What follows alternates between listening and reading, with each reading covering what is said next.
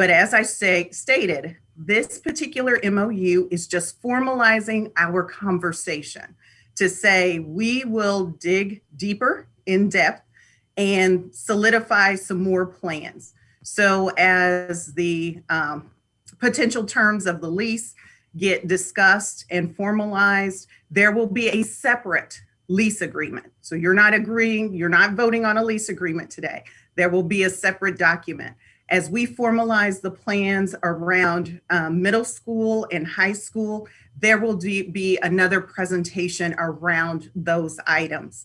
So for tonight, I am just asking that their board has approved the ability for us to continue to discuss. Their administration and I have been discussing this, and that we would continue to go deeper into the discussion. So their board has voted to approve, and then I am asking that our board vote to approve.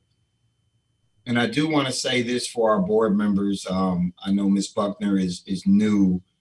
This is a part of our LOI process where when we get to a point where we feel like there's opportunities to go into deeper engagement that may require future board action, we want to, this part of the process requires that we let you all know that we're moving to that next level of discussion, and would want to make sure that we have the blessing of the board to continue to move forward with this dialogue. Yep, Rita.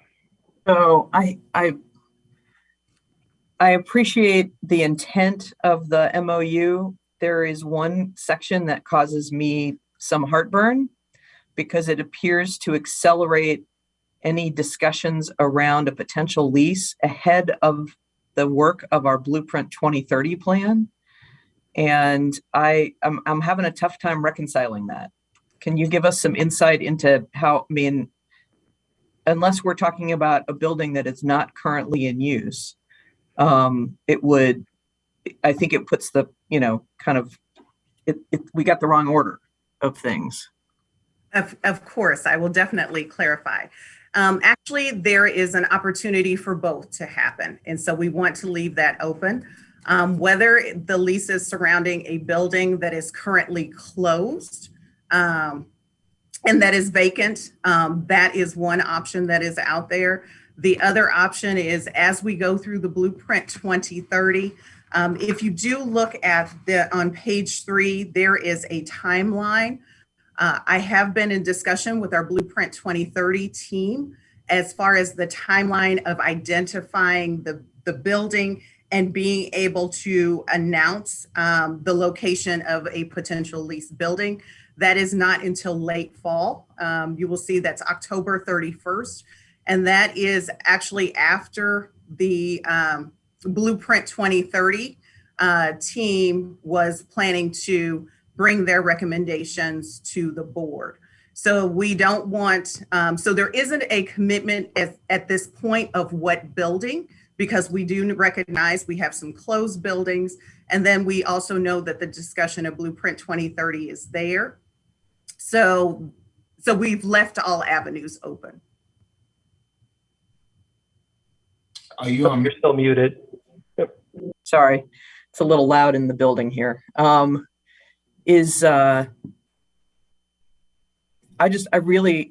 am concerned. I guess want to express my concern that we not put ourselves in a situation where we can't do the right level of community engagement around any decisions we have ahead of us, because we've got, I just don't want this situation, this MOU, to drive the much bigger strategic work of the Blueprint 2030 process. I am concerned about 4 months. Sounds like it's a long time away, but it's a heartbeat.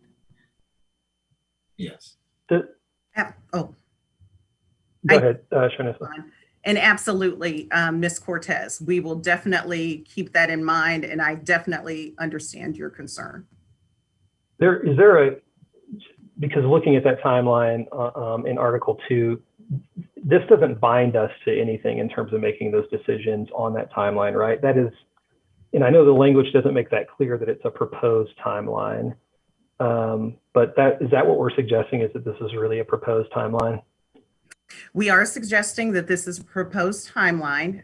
There have been already discussions and modifications of the timeline previously that we had proposed, because like I said, we have been in communication with the Blueprint 2030 team to ensure that this lease is not moving faster than the team. So if we do find, and Citizens of the World is also aware that we are going through our own strategic planning process.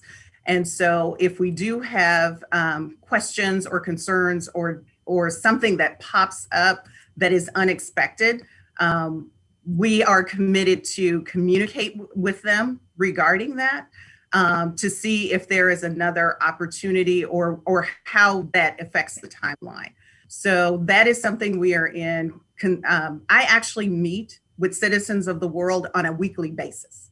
So that just to let you know that there's always communication, even if our meeting is 15, 20 minutes, we at least want to touch base to make sure that through this process, everyone is on the same page and everyone's understanding what's going on with the other's education system.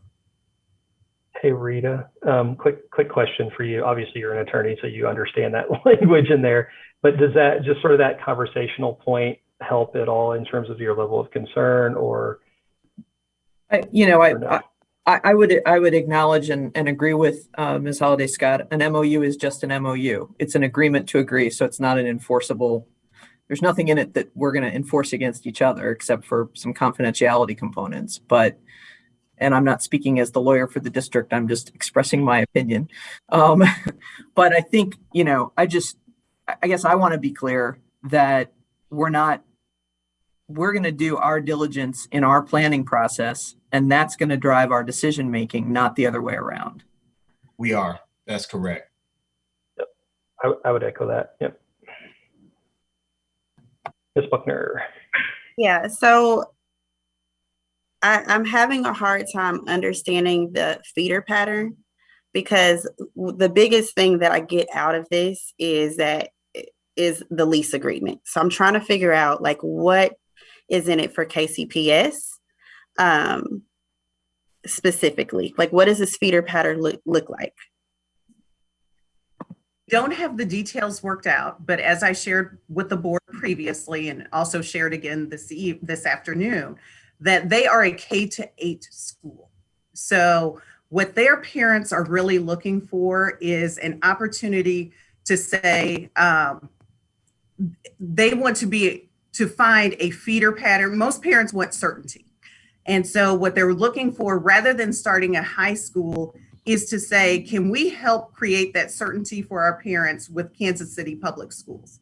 So how do we look at, based on what we offer in our system, is there something we can design that benefits our students at KCPS, as well as would benefit the students at Citizens of the World, to encourage their students to say, hey, this is our feeder pattern. We know our students are going to go K-8, and we all know parents make decisions at any grade levels because this is a choice system. But the premise is that we have predictability from K-8 as well, and created the predictability all the way from K-12 for them. And then that also benefits us, because the more charter schools you have that create their own high schools, first of all, we find that the system is not really growing. And then most of the charter schools that are starting their own high school, they're starting very small. So that limits what true opportunities they can offer those families and those students, but it still splinters the system. So we're trying to find a way to stop splintering this Kansas City public school system and find a way where families' needs can be met, but this is a potential where those families' needs can be met within the KCPS district. So what I'm hearing is that we could potentially lose some kids in the elementary. Like, they're still our competitor as far as elementary goes, but eventually we're saying that they'll come back to KCPS. I think where I'm also struggling is I'm thinking about which schools they're going to send their kids to. And just from, just from my prediction, they're going to go to Paseo, they're going to go to Lincoln. And so I'm trying to figure out, and we don't have enrollment issues in those schools to the degree that we have with other schools. So I'm trying to figure out like what's in it for us. Like, how do we know that they're going to be in the schools that we need them to be in, or they're going to pick KCPS, not just our signature schools? And that's why we're having this discussion. As we shared, the MOU is an agreement to agree to discuss further. I hate to say it quite like that, but taking on Ms. Cortez, her statement is, it is an agreement to agree to delve deeper into this process, because we don't have complete 100% certainty.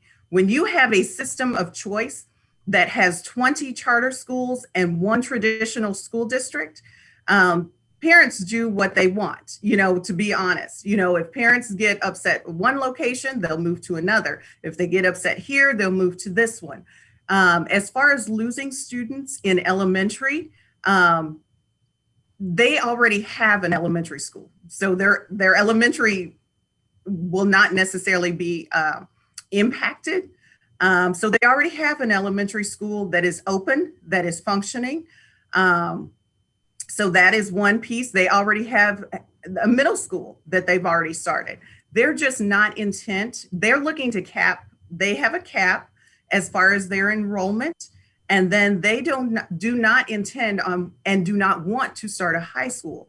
However, they do want to have families to feel comfortable, because there's great options here in KCPS. There is the option that their families would be able to engage in athletics. There is an option that they can engage in fine arts. There is an option they can engage in foreign language.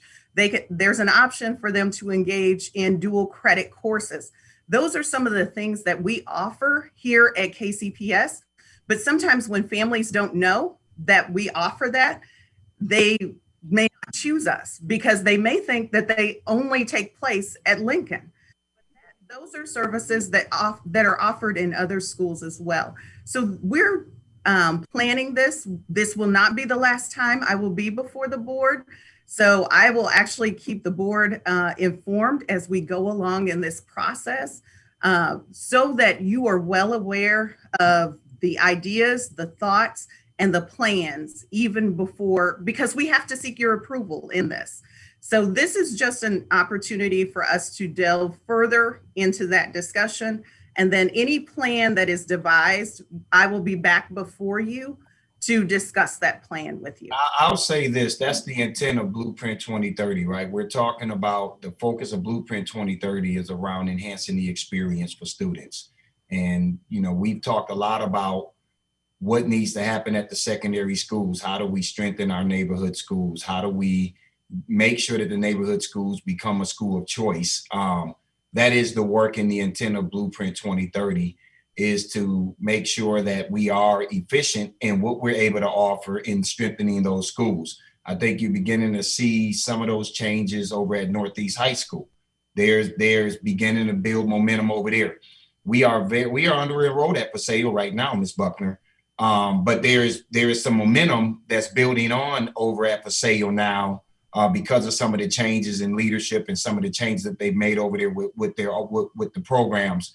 So our goal is we want to do everything that we can to make sure that we're strengthening our neighborhood schools and that those are schools of choices also, in addition to our signature schools. But we don't have any more than at this point. We're trying to have that dialogue to eventually be able to come back with more concrete information as we continue to have those discussions with citizens of the world. Jen? So I'm glad to hear that because just like Ms. Buckner, I just want to make sure we're balancing the needs of the students that we currently have first. But one of the things, if I remember correctly, Dr. Holliday Scott, you mentioned, I think I asked about it the last time we spoke about this, was the possibility of citizens of the world is maybe changing their LEA at some point. So are these things that will be a part of the ongoing discussions with citizens of the world? Because I assume what we do here in these sorts of situations is leverage to make it a win-win for both sides. Yes, Ms. Wolfie, there will be a discussion as to what looks like a win-win. I will just tell the board up front, the likelihood of them changing an LEA status is very slim to none. And the reason why I say that, most charter schools that have been established, it's one thing if we're establishing a charter school from the ground, as we did KCNA, but a charter school that has probably already been established for a period of time, they will be unlikely to modify their LEA status.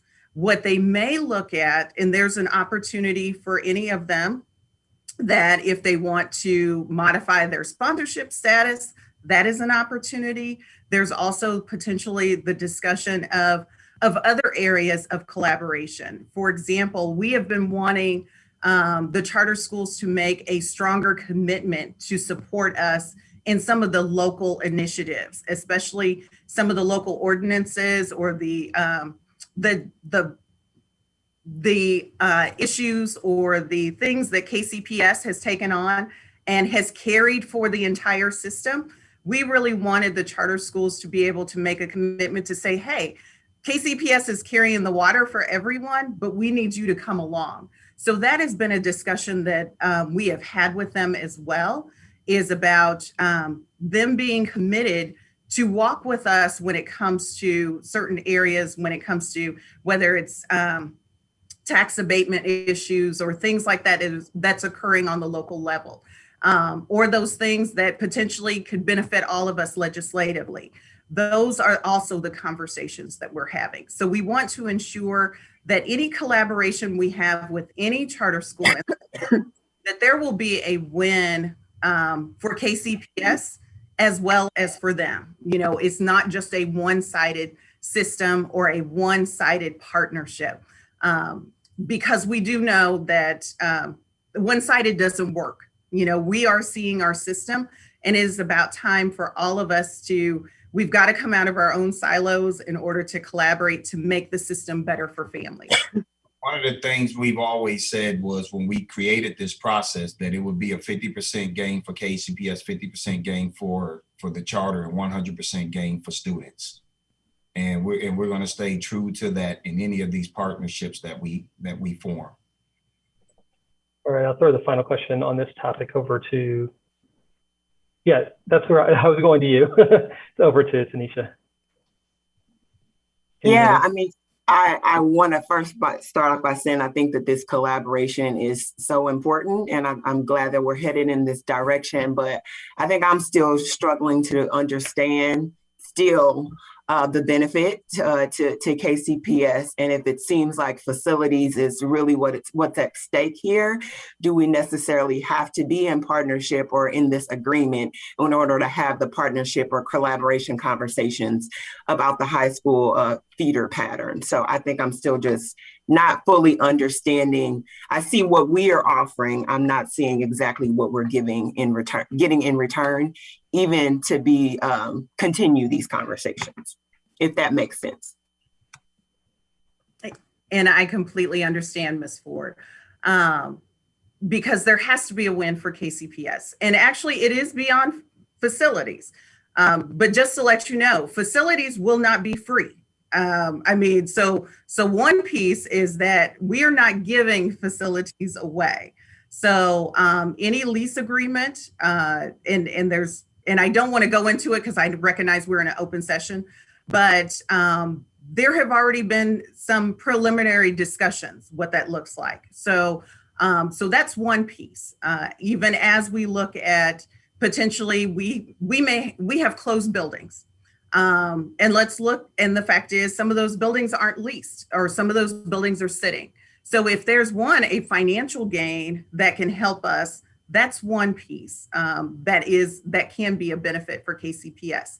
But I too agree with you that there has to be a benefit for our students as well and for our system. And so that is where really drawing in the certainty of what a feeder pattern looks like and the willingness and those students, whether they end up, I think their system is looking to cap at somewhere around 675, somewhere around that. Please forgive me if the number is not exact. But, as they matriculate, if those students can return to the district, because we recognize that we are a choice system. And I know I say that, I hate to keep repeating that, but that's something that other than St. Louis, no other system in Missouri really has to deal with or manage. So when you're in a choice system, that gives parents make choices for a variety of reasons. And so we really need KCPS to be a choice, and especially a choice at our high school level, at our secondary level. So if we can create a partnership or a plan, this MOU is just to formalize that conversation. We can always develop a lease or develop another plan without this MOU. But what this does is solidify to the community that both parties are coming with in good faith. And that's what this solidifies, is that we are coming in good faith to really work towards this. Okay. All right. Well, we'll move to a motion. Manny, you'll have to come off of or turn your camera on in order to vote. There you are. All right. Is there a motion to approve the recommendation of the superintendent of schools to approve the MOU with Citizens of the World Charter School? Oh, Manny, you're on mute. Sounds like Manny has moved. Is there a second?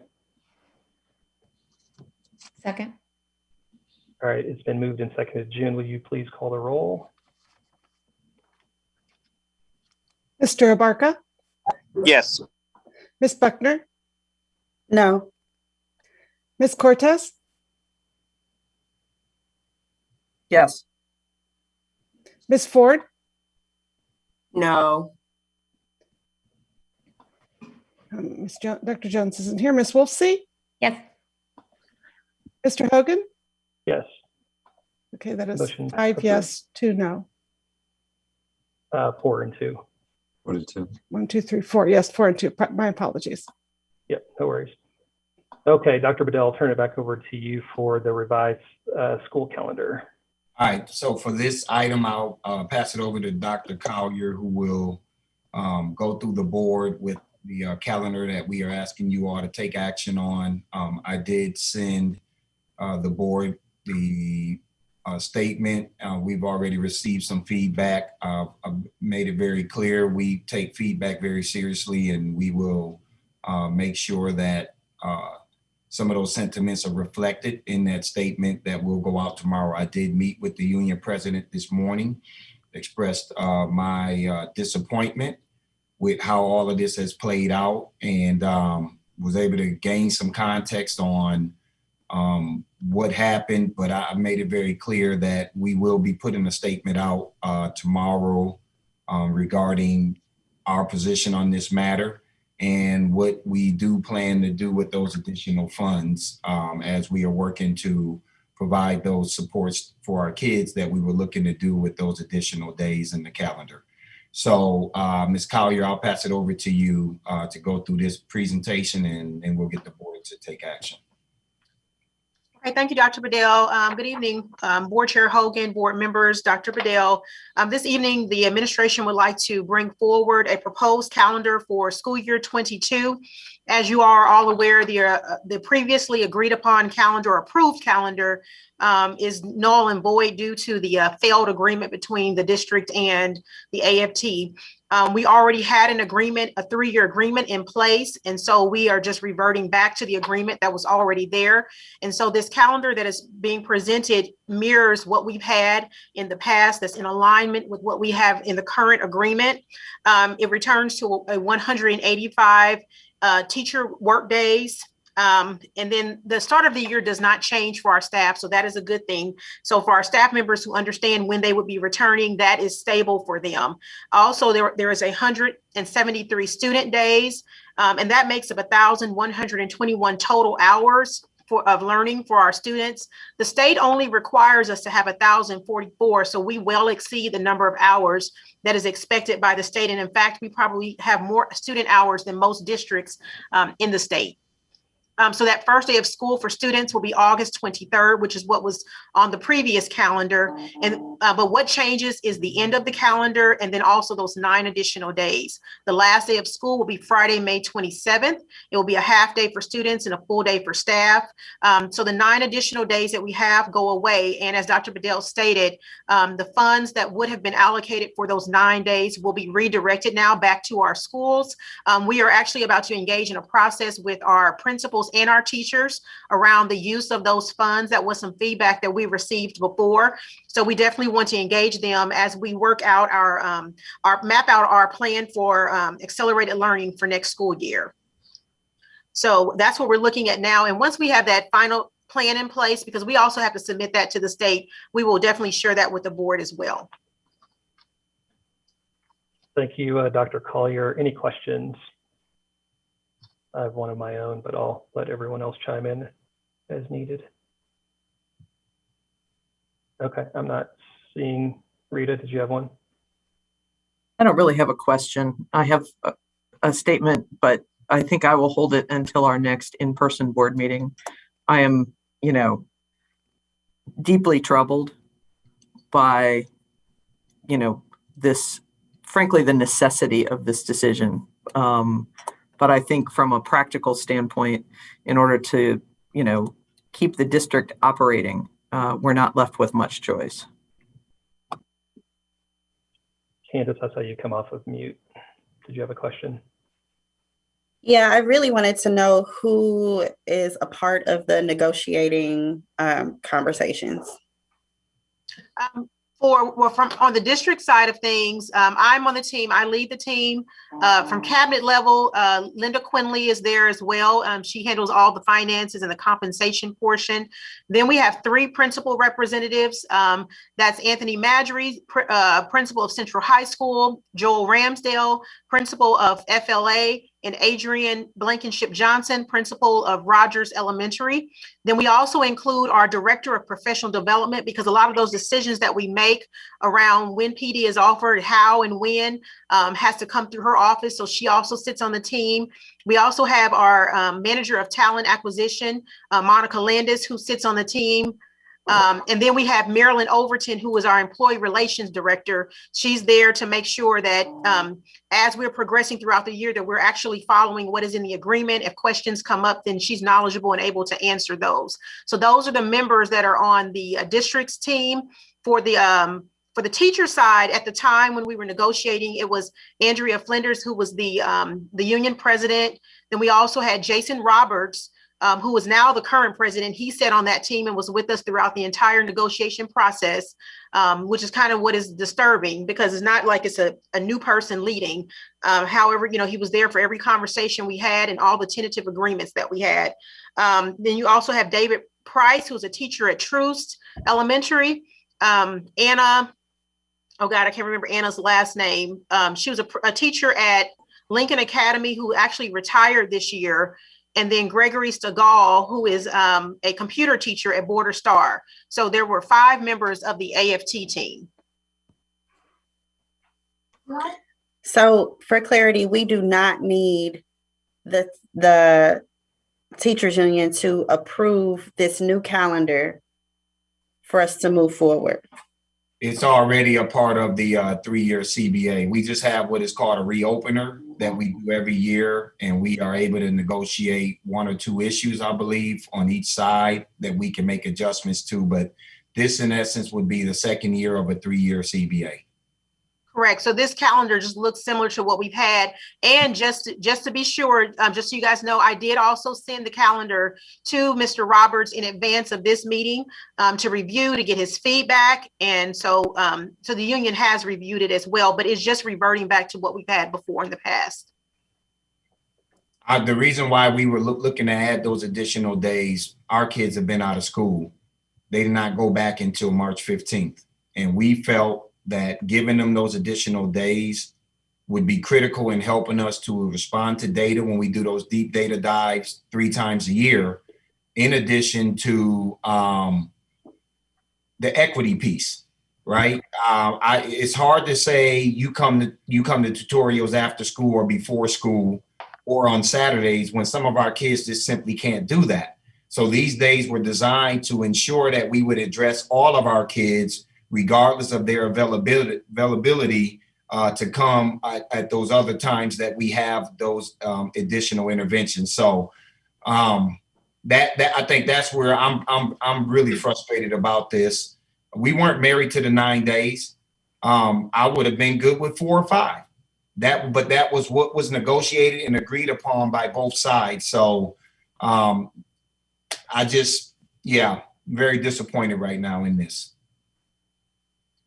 Anisha. And so, Dr. Collier, did you say that it's still in the works, how we were going to make up for that instructional loss? That's still something that we need to figure out, and it will have to occur within the allotted number of school days, correct? That is correct. So we're currently trying to map out that plan, what that will look like. We've talked about, part-time tutors, some retired, bringing retired teachers back in. So to Dr. Bedell's point around equity, not just trying to do everything after school when everybody may not be able to attend, but during the school day, bringing in retired teachers to help with pullouts and small groups and targeted lessons for students.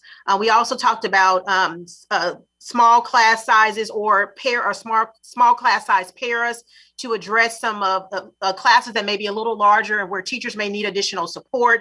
There's several things that we've looked at, but once again, we want to include principal and teacher voice in this because there are probably some great ideas from that group as well. And so they will have an opportunity to share their ideas. And then once we finalize that, then we will share that, with the community and the board. So you all know what that plan will look like for next year.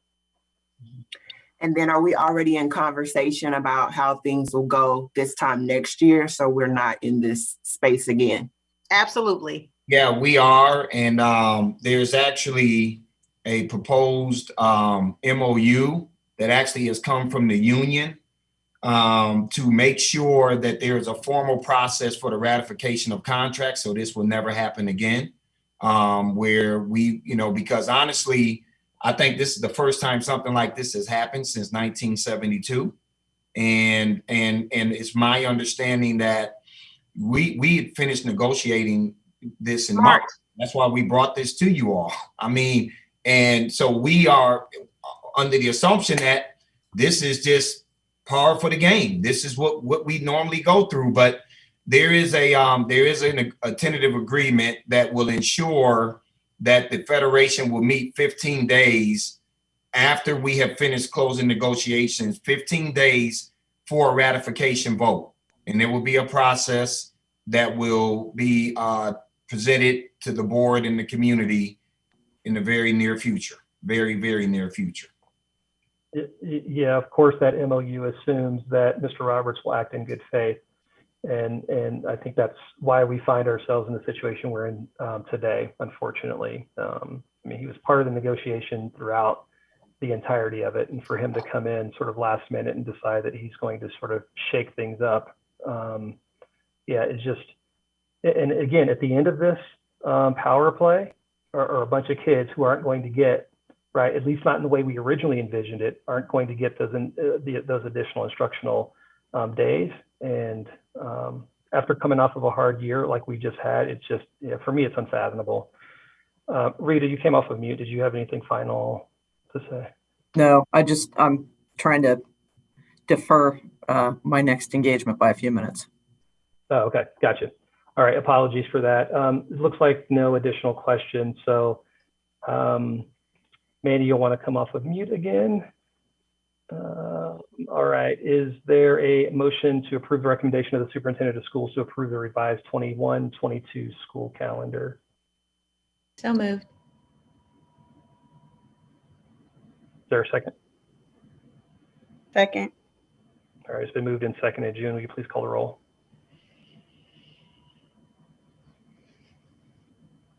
Unmute you. June, you're on mute. My apologies. Mr. Abarca, Yes. Ms. Buckner, Yes.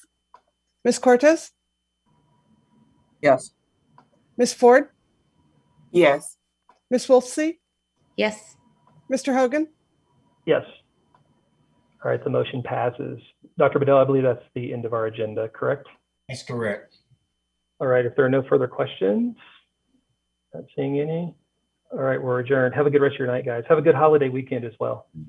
Take care, everybody.